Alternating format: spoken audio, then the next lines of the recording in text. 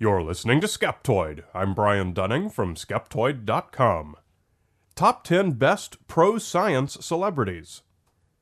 Today we're going to point the skeptical eye at Hollywood celebrities, but through a filter that leaves us with only the tiny remaining number who leverage their fame to promote science and critical thinking. Although initially this project seemed doomed to failure, it turns out that every group of people includes all sorts of people, and even in the landfill of Hollywood intellect, buried gems of rationality can be found. Note that I chose not to include people whose profession is science or who are otherwise famous because of their work in that area. I also didn't include celebrities who simply go out and support some existing cause or charity, or who later went back and completed a science degree and said, "Yay, I support science," or who serve as spokespeople for existing pro-science organizations. Those are all well and good, but I wanted to instead focus on those who built reputations in the entertainment industry, but then chose to proactively become movers and shakers by creating resources and truly challenging the public on their own terms. Let's get started with number 10. Tim Minchin. This list begins and ends with celebrities whose contribution to science advocacy is through a side door. Basic critical thinking skills are a prerequisite, and this starts with questioning the nonsense that's hurled at us all day, every day. Comedian and musician Tim Minchin is a brilliant performer well deserving of the success he's found, and some might argue that this success has been due in part to the tremendous amount of criticism in his art directed at popular pseudoscience. His 2011 video Storm criticized many popular New Age beliefs. He refers to it as a gateway to skepticism and rationalism, entertaining people while sneaking in a pro-science message without their really realizing it. In a 2011 interview with New Scientist, Tim said, "In the absence of my own knowledge of a particular thing, I'm going to find the best authority I can. Science as a tool allows us to try and generate a really good authority. It is the only system that even bothers to try to minimize bias." Number 9. They might be giants. The goal of virtually every pop musical group is to make it big, or at least to make it big enough. They Might Be Giants has produced some 15 studio albums to date over their 30 years together. In recent years, they've taken a page from the Wiggles playbook and concentrated more on music for children. But not just any music for children, science-specific music for children. In 2009, they released an album, Here Comes Science, which consists of 20 songs, each one about some scientific subject. Notably, the founding members, John Flansburgh and John Linnell, have little scientific background, just an appreciation for its value. They actually hired a science consultant for Here Comes Science. And when they learned that the lyrics of one of the songs was inaccurate, they added another song to the album correcting it. They had covered the song Why Does the Sun Shine, which described the sun as being made out of gas, and then issued the new song Why Does the Sun Really Shine, explaining that it's actually made of plasma. Number 8. Danica McKellar. This actress, best known for playing Winnie on The Wonder Years in the late 80s and early 90s, could have easily gone the route of those who complete their academic degree in obscurity and then do nothing with it. But Danica McKellar chose proactivity. After getting an advanced degree in mathematics from UCLA, she went on to leverage her notoriety to write a whole series of books, encouraging other young women to study math. Her latest book so far is Girls Get Curves, Geometry Takes Shape. There's been a marvelous push in recent years to inspire girls to enter STEM fields, science, technology, engineering, and math, and Danica's books are the perfect representative of that trend. Danica is also noteworthy for being one of only a few dozen people with an Erdos-Bacon number, which combines the degrees of separation from Kevin Bacon with shared acting credits, and from mathematician Paul Erdos in academic paper co-authorship. Her Erdos-Bacon number is an impressive 6. Ladies, that's your target number. Beat it. Number 7. Trey Parker and Matt Stone. The creators of South Park have openly and blatantly made fun of just about every paranormal TV show, goofy alternative medicine scheme, weirdo celebrity, ghost story, and conspiracy theory that exists. It's another case of inspiring critical thinking among an audience who showed up just for the entertainment. The next time a South Park fan watches Ghost Hunters, he's much more likely to question its authenticity. Trey and Matt create viewers who are primed to accept good information and to reject pop tripe. Number 6. Stephen Colbert. This late-night mock-conservative pundit has established a strong track record of inviting guests who are advocates of science and skepticism, thus introducing them to the world. He also regularly announces, with his typical satirical bent, real science news stories that many television viewers might not otherwise hear about. One of his most popular bits was failing to get NASA to name a new space station module after him, but they did name the astronauts' new treadmill the Colbert, Combined Operational Load-Bearing External Resistance Treadmill.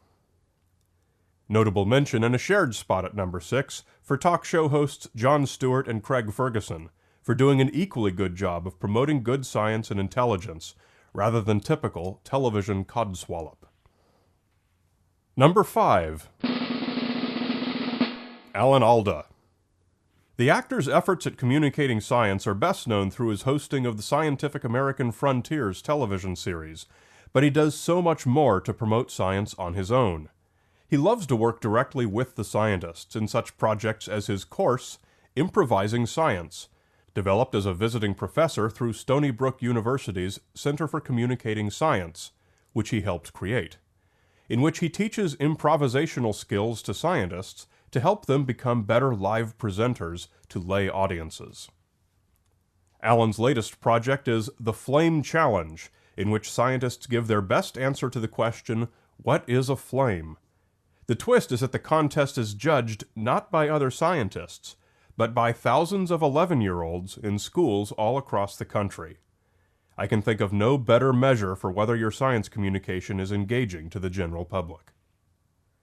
Number 4. will.i.am. will.i.am found great success as a member of the Black Eyed Peas hip-hop group. He does a lot of philanthropy, particularly in community development, but the reason he makes this list is his science advocacy. He held a robotics competition called I Am First, Science is Rock and Roll, with Segway's Dean Kamen in 2011. He premiered a song, Reach for the Stars, by having the Mars rover Curiosity beam it to Earth as an MP3 file in 2012. More recently, he's been trying to develop a TV show like American Idol, but for young inventors and technology innovators. He says, we need creative people working with broadcasters, making smart content to inspire people to be geniuses. Number 3. James Randi. Magician and escape artist the amazing Randi used to do things like hang from a helicopter upside down in a straitjacket and tour with Alice Cooper, but he made perhaps the biggest shift of anyone from the history of the entertainment industry when he dedicated himself full-time to the James Randi Educational Foundation. Randi fights against pseudoscience, the enemy of intellect, that's so popularly promoted in the mass media. Paranormal abilities, worthless alternative medicine schemes, and psychic predators who take advantage of the gullible are all in Randi's crosshairs. His $1 million challenge remains open to anyone who can prove any sort of paranormal ability. Even after several decades, it remains unclaimed. Number 2. Seth MacFarlane. The creator of Family Guy has put his lifelong interest in science to very good use, in particular his interest in the work of Carl Sagan. He popped up on the radar of many scientists as a potential ally in 2008 when he was announced as a member of the advisory board of the Science and Entertainment Exchange, a nonprofit run by the National Academy of Sciences to provide science consulting services to the entertainment industry, in case any of them want it. Seth's science boosting has not disappointed. In 2012, he made a large donation of an undisclosed amount that covered the costs of donating all of Carl Sagan's personal papers, some 800 file drawers worth, to the Library of Congress, making them permanently accessible to the public. And of perhaps greater impact is the project to follow, a reboot of Sagan's famous Cosmos television series, which Seth is co-producing with Sagan's wife, Ann Druyan, and Stephen Soder, to be hosted by Neil deGrasse Tyson. Number 1. Penn and Teller. The number 1 spot on this list can only go to perhaps the loudest, most visible, and most active of all the celebrities who promote science and skepticism, magicians Penn and Teller.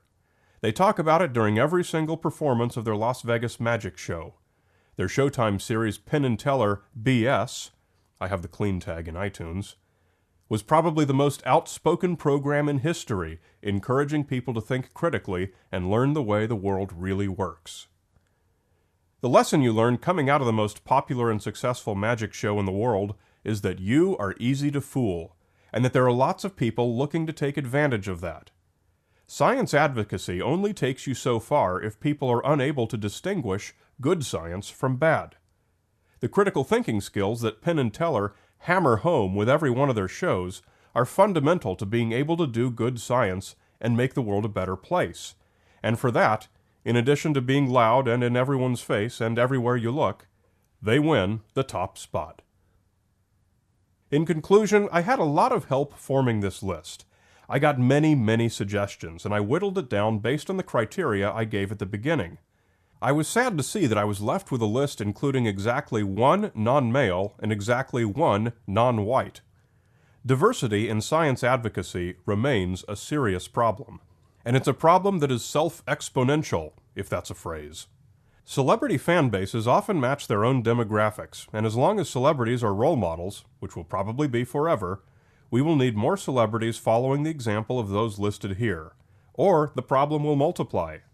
+1 points for sticking it out to Danica McKellar and will.i.am, and to all our other non-white male colleagues who carry the torch for science. Got a minute? Give Skeptoid 2 and 2. Share an episode with 2 friends and spend 2 minutes to write a review on iTunes or the website of your choice. These reviews are increasingly important as independent podcasts like Skeptoid are having to compete against the major networks' commercially produced podcasts. You're listening to Skeptoid, a listener-supported program. I'm Brian Dunning from Skeptoid.com.